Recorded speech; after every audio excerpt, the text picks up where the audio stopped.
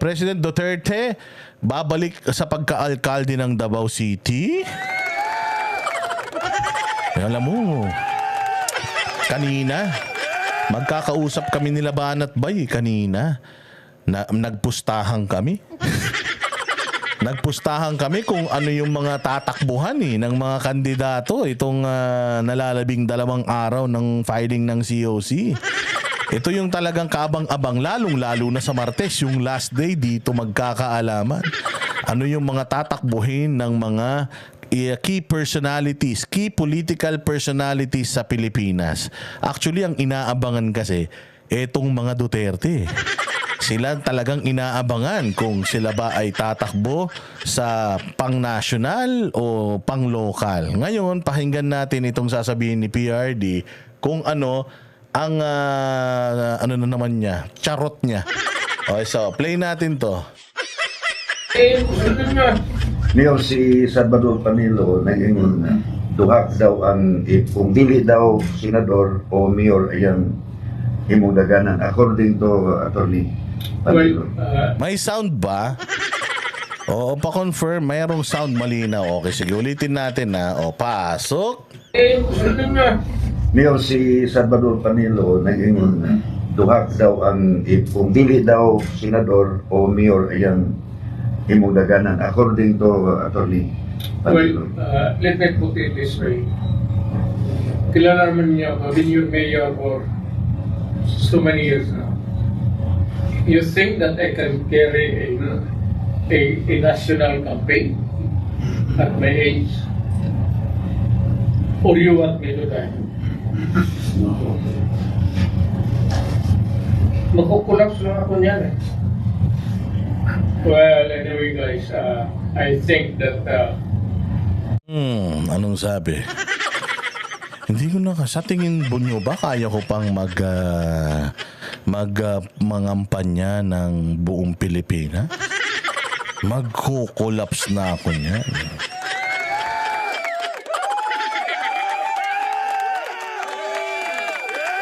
Ito lang ang masasabi ko sa inyo. Sa pagharap ko kay PRD ng ilang beses, ang napansin ko kay PRD kasi, ano siya, siga.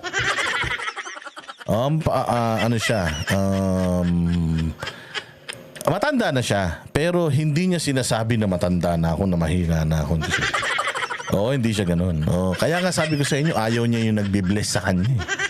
Oo, kasi nga, in denial siya na mahina na siya. Well, nakikita naman natin na talagang hindi na siya bata. Oo, pero alam nyo, to si PRD, mayabang to. Mayabang to. Hindi to aamin na hindi niya na kaya.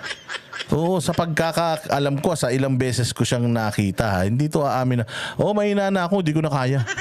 Hindi siya ganun. No? Pagkausap namin yan, hindi yan ganyan. Kaya sabi ko nga sa inyo, minsan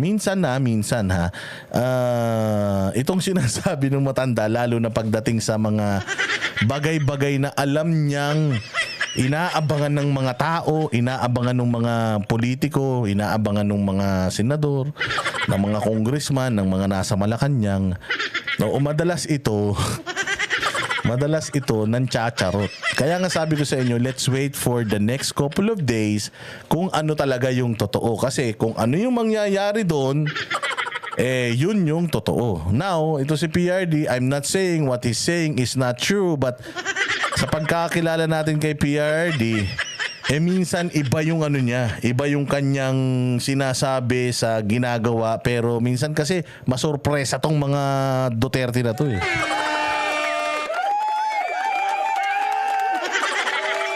Oo, pero di sinasabi niya na hindi ko na kayang magsenador. Hindi ko na kayang magsenador. Buong Pilipinas ang iikutin niya. Hindi ko na kaya yan. Alam naman ni PRD gano'n siya kalakas. Alam naman ni PRD na kahit nasa Zoom lang siya mangampanya, kaya siyang manalo eh. Duterte yan. Gusto nga natin i-extend yung pagiging presidente niyan eh. Umiiyak nga tayo nung paalis na siya eh. Nagkaroon pa nga ng salamat PRD. Hanggang ngayon nga, pag isinama mo siya sa trust rating at approval rating, ang taas-taas pa rin eh. So alam niya yun for a fact na napakalaki ng clamor na tumakbo siya bilang isang senador. Alam niya yun. Oo, kaya yung sinasabi niya na sa ngayon, di mo naman kailangan pumunta sa lahat ng panig ng Pilipinas eh. Di ba? Pupuntahan mo lang naman yung mga importante eh. Pero yung mga lugar naman na hindi mo na kailangan puntahan just by alam mo yung ano niya, yung picture niya na karton, yung nakatayo. Yun lang ang dalhin nila eh. Pwede na yun eh.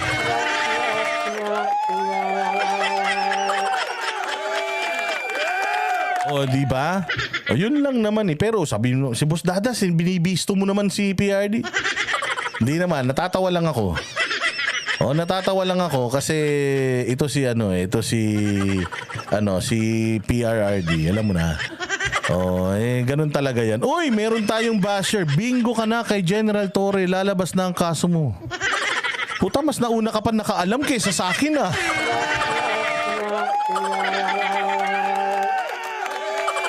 Huy! Val na walang malay. Putang ina, nagpunta ka pa dito para lang dyan. Anong gusto mo? Umiyak ako. Putang ina mo ka? Anong gusto mo? Umiyak ako dito. Umiyak ako dito na ididimanda ako. Anong gagawin ko pag dinimanda ako? O edi haharapin ko. Tanga pala to eh.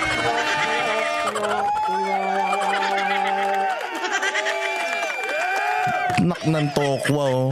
Huwag kayong pumunta rito tas mananakot kayo ng ganyan. Gago, pinasok namin to, handa kami. Putangina nyo. Hindi nga kami takot banatan yung presidente ng Pilipinas eh. Sa kaso pa kaya.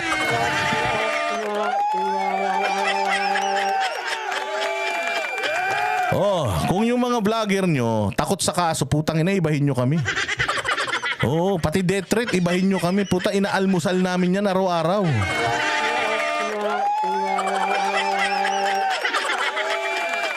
Tangina, ayos yung kaso ah, verbal. Oh, Diyos ko. Nakakahiya si Torre pag kinasuhan niya ako. Alam mo kung bakit? Sinabi niya mismo sa Senado yun eh. Sa kapal ng balat ko na to. Sa kapal ng balat ko at itim ng balat ko na to. Sanay na ako sa ganyan. Tapos magdidimanda.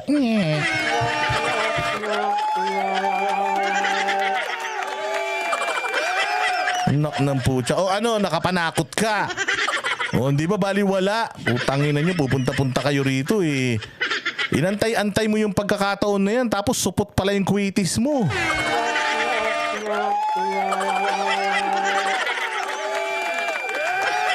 Oh, sige, diretso natin tong sinasabi ni PRD. Basta yun na hindi daw niya kayang mangampan niya. So, Mayor Duterte, well, sabi ko nga sa inyo, whether mayor or no mayor, I am good with PRD. Kahit saan siya tumakbo, kung mayor siya, malay mo. Si Baste, mag-senador na. Di ba yun yung sinasabi natin? Kapag nag-mayor siya, si Baste, mag-senador. Depende na yun. O, depende na yun. So, we'll see. We'll see for the next couple of days kung ano yung mga mangyayari. Pero pakinggan pa natin yung mga sinabi dito ni PRD at hanapan natin ng butas. Oy, DMA Real Happenings watching from the USA. You're right, Boss D. Kung tatakbo si Pastor Apollo as Senador, 100%. Maraming magagandang mangyayari sa Pilipinas. Yes, I believe that as well. Wala nang basher? Putang ina, may bingo-bingo ka pang nalalaman. Bakla ka ba? Yan yung dating nagbibingo-bingo. Si ano yun ah, Bobol Lipunan yun ah. Alagad siguro ni Bobol Lipunan yan.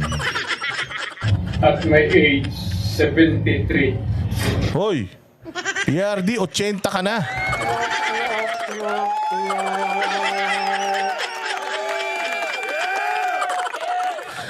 Sa jump pa lang sa edad mo, ano na yan, clue na yan na nagjo-joke time ka na naman eh. Hindi ka 73, PRD, tumigil ka. 79 ka na.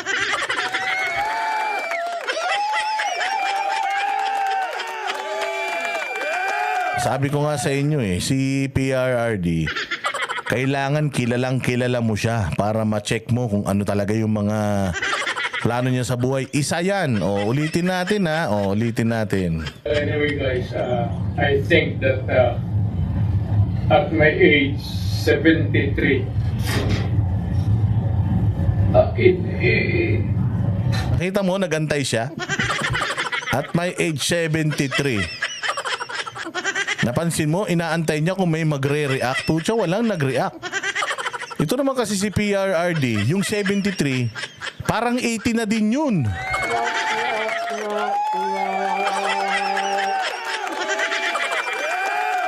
Di ba? Mukhang hindi ko na kaya. Let us be realistic. Kita nyo yung post, ulitin ko sabi ko sa inyo. Kailangan alam nyo, kailangan kilala nyo kung papaano ito sila PRD maglaro ng inyong mga ng inyong mga imagination. Mukhang hindi ko na kaya. Let us be realistic about it. So are you considering local position there? Well, I am open to suggestions from the media. What do you think I should be gunning for? Nakita nyo? Pumunta ako dito. May kipagkwentuhan lang ako sa inyo. Anong gusto nyong gawin ko? Anong gusto nyong takbuhan ko? Kung ano yung gusto ng tao, yun yung gagawin ko.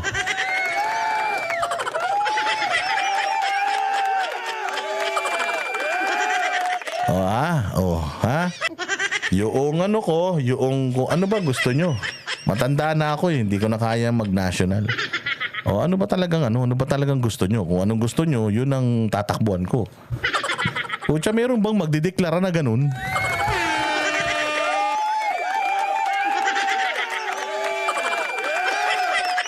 Hindi, ito, binabasag ko talaga yung trip natin ngayon. Kasi, putang ina, gulong-gulo na ako 2 araw pa yung aantayin ko. Alam mo yun, napakababa ng EQ natin pare-pareho Pucha yan, alam mo yun, mayroon pa talagang 2 araw na hindi tayo makakatulog para malaman lang kung ano ba talagang plano ng mga ito Kasi sa panahon ngayon, saywaran yan Sa panahon ngayon, ano na yan, alituhan yan. Mamahinga ka kung gusto mo. Magtrabaho ka kung gusto mo, ganun yan Mataranta ka, matulog ka kung gusto mo. Mapraning ka, bahala ka sa buhay mo. Pero tingnan mo tingnan mo. Tingnan nyo mga bossing. Meron bang magdedeklara na tatanungin ka kung anong itatakbuhin niya? Pucha, yung bang future ko sa politika, itatanungin ko sa anong gusto mo takbuhin ko? Sige, takbuhin ko yan.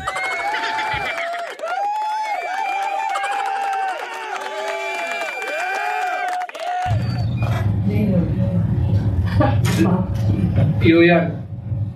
Mayor. Course, ikaw. Sino course? Also the Course. Kaya Mayor kayo. Tinan mo.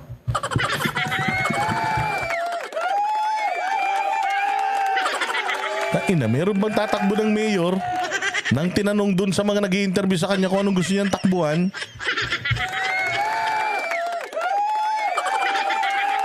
Nako, eto na. Bukas may sagot ka na, boss.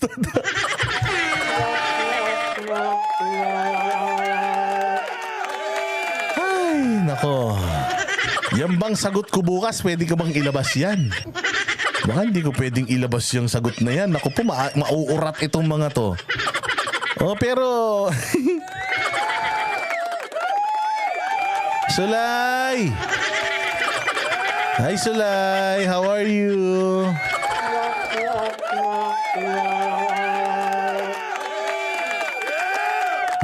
Bukas, abangan natin. Bukas may sagot na tayong abangan nyo sa Banatero sa Seminay. Pag di kayo nanood.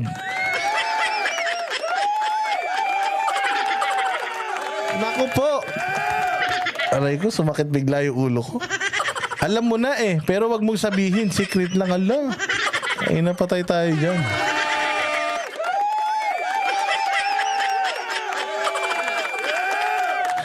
Ay, paano ba yan? Alam ko na. Ayoko na ituloy to.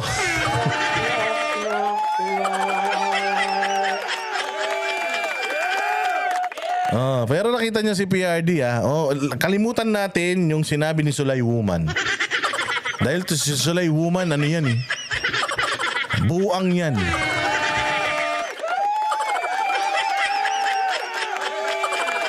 Ito, sige, iano natin ha. O, pakinggan pa natin sasabihin niya. So, ang sinabi ni PRD, ano gusto mo? Ano gusto mo? O, sige. Mayor ako. Kutsa yan. O, hindi ko sinasabi na hindi siya magmi-mayor ha, pero nakakatawa lang ako. Nakakatawa lang na talagang sobrang si PRRD talaga, ganyang katindi ang reputasyon niyan. Pag may sinabi yan, sinasakyan na talaga ng media.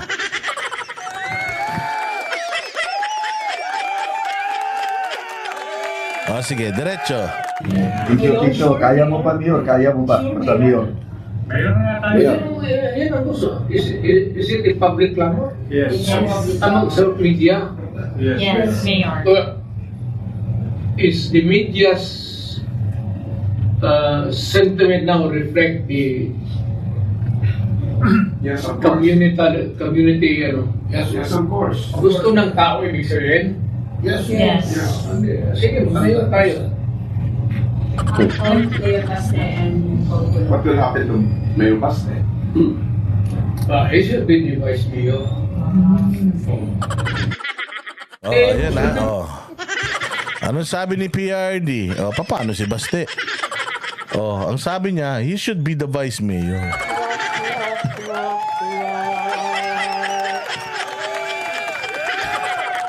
Ang galing ni PRD doon ah.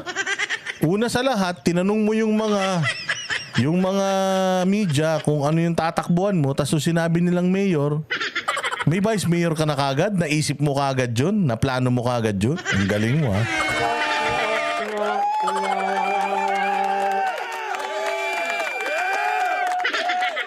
Di ba? Kayo talaga. So ano sa tingin ninyo? Sige nga, magano na lang tayo, magtanong na lang ako dito. Ano sa tingin nyo? Hulaan na lang natin dahil itong mga Duterte ito, di natin alam kung anong mga utak nito eh. Di natin alam kung anong plano nila sa buhay. Total. Hindi naman natin alam anong plano nila sa buhay. Blindsided naman tayo pare-pareho. Sige nga, ilagay nyo nga din dyan kung anong gusto nyong takbuhan ni Baste at saka ni PRRD.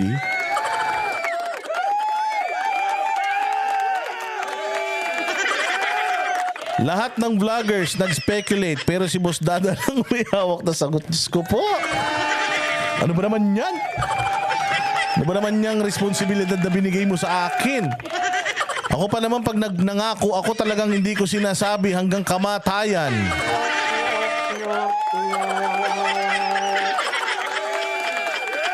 Pucha, pag sinabi pa naman, hindi pwede, wag ka maingay. Talagang hindi ako maingay kahit pitpitin mo yung itlog ko. Hindi ko talaga sasabihin yan.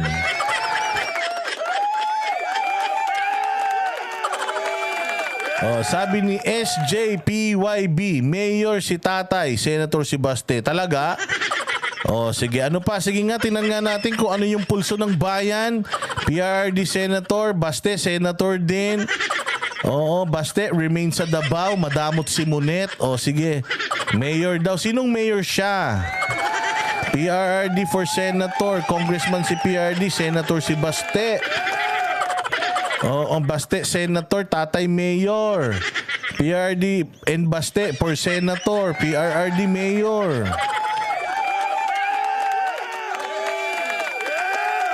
Nandyan ba si PR? Nasa Davao. Kaya kailangan kong bigyan nyo akong pamasahe, pupunta ako sa Davao para maabangan ko yung pagpa-file ng COC. Ano pa? Vice Mayor Baste, Senator or Congressman, Senador. Senador silang tatlo. Nag-file na ng Congressman si Pulong. Susundin nila ang gusto ni Senator Sen Panilio. Putang ina, kailan pa naging senador si Panilio?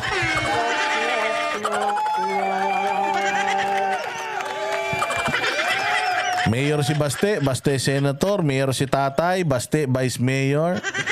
Si Kitty ang tatakbong mayor. Putang ina, may make-up ang kayo nun.